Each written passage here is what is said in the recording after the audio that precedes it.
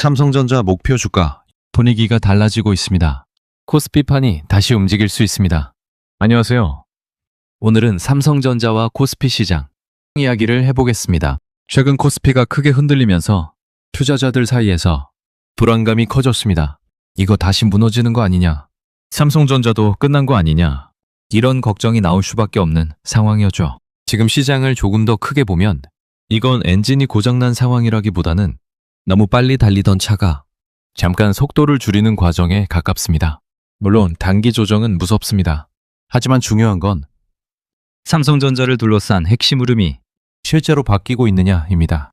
오늘 영상에서는 삼성전자가 왜 다시 AI 반도체 시장의 중심으로 거론되는지, HBM4와 패키징, 유리기판, 그리고 코스피 수급 이슈까지 하나씩 차분하게 정리해 보겠습니다. 다만 먼저 말씀드립니다. 이 영상은 특정 종목의 매수나 매도를 권유하는 내용이 아닙니다. 투자 판단은 반드시 본인의 책임으로 하셔야 하고, 실제 투자 전에는 공시, 증권사 리포트, 기업 실적, 시장 상황을 함께 확인하셔야 합니다.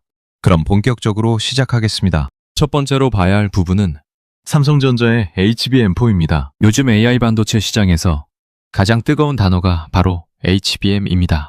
HBM은 쉽게 말하면 AI 반도체 옆에 붙어서 데이터를 아주 빠르게 처리해주는 고성능 메모리입니다. 엔비디아 같은 AI 칩 기업들이 더 강력한 칩을 만들수록 이 HBM의 중요성은 점점 커질 수밖에 없습니다. 그동안 HBM 시장에서는 SK 하이닉스가 앞서 있다는 평가가 많았습니다. 그래서 삼성전자는 한동안 HBM에서 뒤처진 것 아니냐, 이런 이야기를 많이 들었습니다. 그런데 최근 시장이 다시 주목하는 부분이 있습니다. 바로 삼성전자의 HBM4 12단 샘플 납품과 독자적인 TCNCF 공정입니다. 여기서 TCNCF라는 말이 조금 어렵죠? 쉽게 설명하면 HBM은 여러 개의 메모리 칩을 층층이 쌓아서 만듭니다. 그런데 그냥 쌓는다고 되는 게 아닙니다. 칩을 높게 쌓을수록 열도 많이 나고 정밀도도 중요하고 수율도 굉장히 중요해집니다. 조금만 틀어줘도 성능이 떨어지고 생산성이 낮아질 수 있습니다. 삼성전자는 이 부분에서 자체적인 방식인 PCNCF 공정을 고도화하고 있습니다. 경쟁사들이 사용하는 방식과는 다른 길을 가는 겁니다.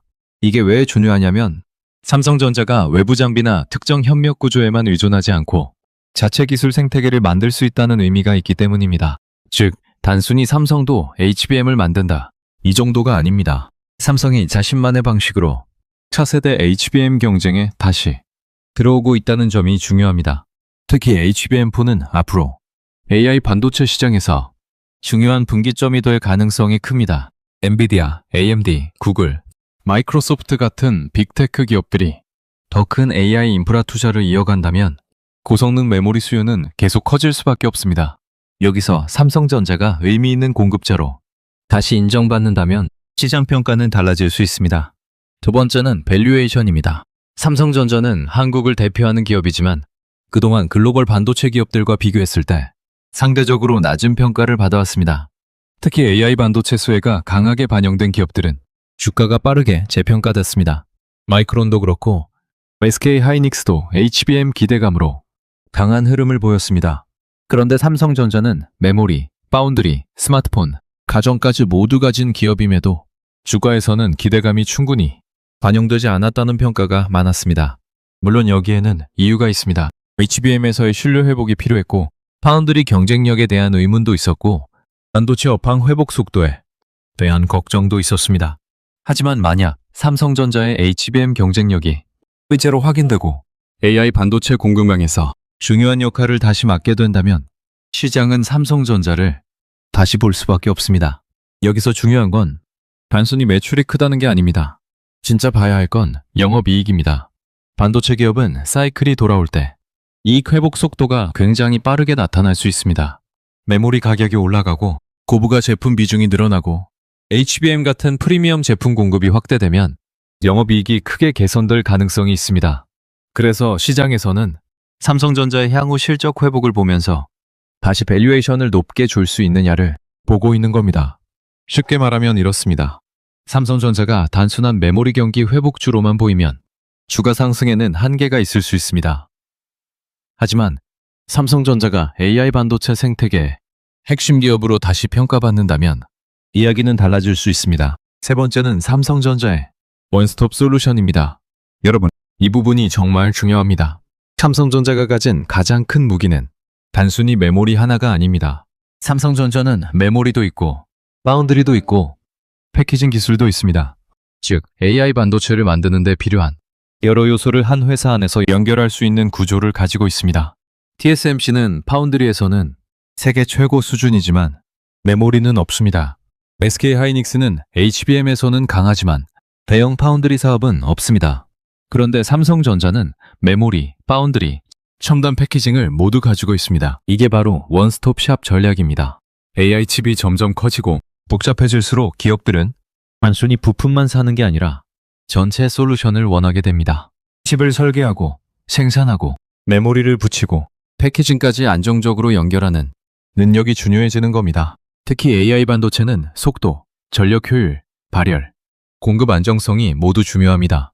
그래서 글로벌 빅테크 기업 입장에서는 공급망을 한쪽에만 의존하기 어렵습니다.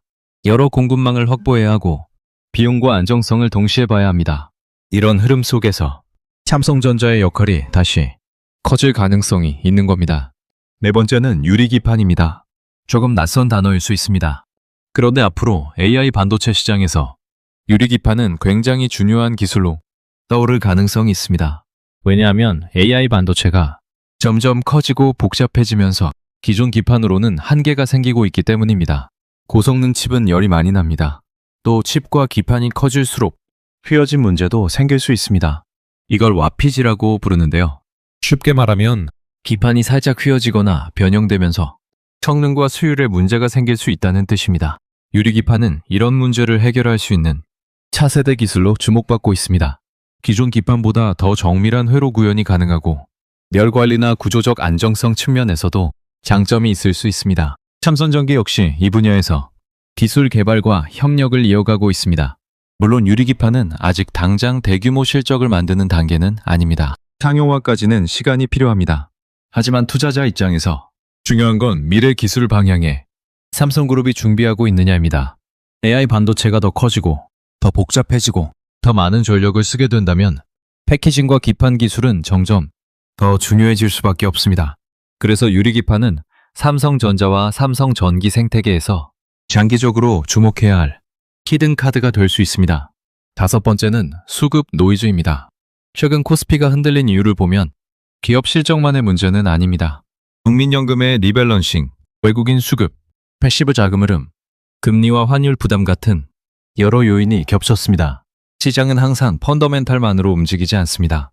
때로는 수급 때문에 과하게 빠지고 때로는 기대감 때문에 과하게 오릅니다. 그래서 단기 급락만 보고 끝났다라고 판단하는 것도 위험하고 단기 급등만 보고 무조건 간다라고 보는 것도 위험합니다. 중요한 건 체크리스트를 닫고 보는 겁니다. 첫째, HBM 수요가 실제로 유지되고 있는가? 둘째, 글로벌 빅테크 기업들의 AI 투자 규모가 꺾이지 않았는가? 셋째, 삼성전자의 HBM 공급과 실적 개선이 실제 숫자로 확인되고 있는가? 넷째, 미국 금리와 환율, 글로벌 유동성 환경이 급격히 나빠지고 있지는 않은가? 다섯째, 주가가 기대감을 너무 앞서 반영하고 있지는 않은가? 이 다섯 가지를 보면서 냉정하게 판단해야 합니다. 특히 삼성전자 같은 대형주는 하루 이틀의 주가보다 분기 실적, 제품 경쟁력, 글로벌 고객사 확보 여부가 훨씬 중요합니다. 여기서 우리가 조심해야 할 것도 있습니다. 주식시장에서 무조건 오른다, 곧 몇 배 간다, 이런 말은 항상 경계해야 합니다. 좋은 기업도 비싸게 사면 손실이 날 수 있고 나쁜 타이밍에 들어가면 오래 기다려야 할 수 있습니다. 그래서 오늘 이야기는 삼성전자가 가진 가능성을 보는 것이지 당장 매수하라는 의미가 아닙니다. 그럼에도 불구하고 시장이 삼성전자를 다시 주목하는 이유는 분명합니다. 첫째, HBM4를 통해 AI 반도체 시장에서 다시 존재감을 회복할 가능성. 둘째, 메모리 업황 회복과 고부가 제품 확대에 따른 이익 개선 가능성. 셋째, 메모리, 파운드리, 패키징을 모두 가진 원스톱 솔루션 구조. 넷째, 유리기판과 첨단 패키징 같은 미래 기술 준비. 다섯째, 글로벌 반도체 기업 대비 아직 재평가 여지가 있다는 기대감입니다. 결국 삼성전자의 핵심은 하나입니다. 과거의 삼성전자처럼 단순히 메모리 사이클에만 의존하는 기업으로 남을 것인가? 아니면 AI 반도체 시대에 메모리와 파운드리, 패키징을 연결하는 핵심 기업으로 다시 평가받을 것인가? 이 차이가 앞으로의 주가 흐름을 결정할 가능성이 큽니다. 코스피도 마찬가지입니다. 한국 증시가 다시 강해지려면 결국 삼성전자와 SK하이닉스 같은 반도체 대형주가 중심을 잡아줘야 합니다. 반도체가 살아나야 외국인 자금도 들어오고 지수도 안정될 수 있습니다.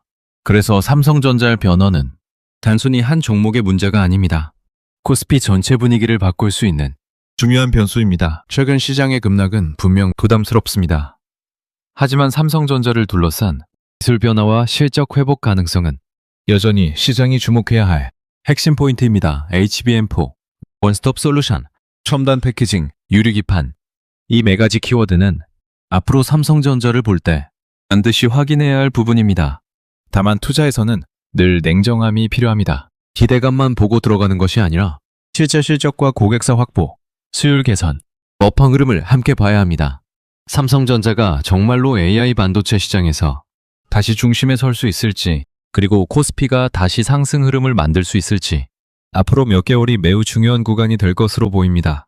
오늘 영상은 여기까지입니다. 이 내용이 도움이 되셨다면 구독과 좋아요 부탁드립니다.